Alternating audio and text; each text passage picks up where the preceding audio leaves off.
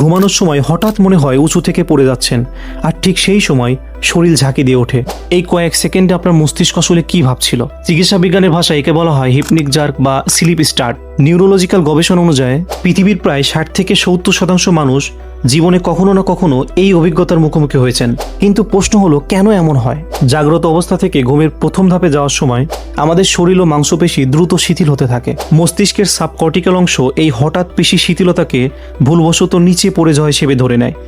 নিজেকে বাঁচাতে ব্রেন সঙ্গে সঙ্গে পেশিকে ইমার্জেন্সি সংকেত পাঠায়, যার ফলে শরীর ঝাঁকি দিয়ে ওঠে।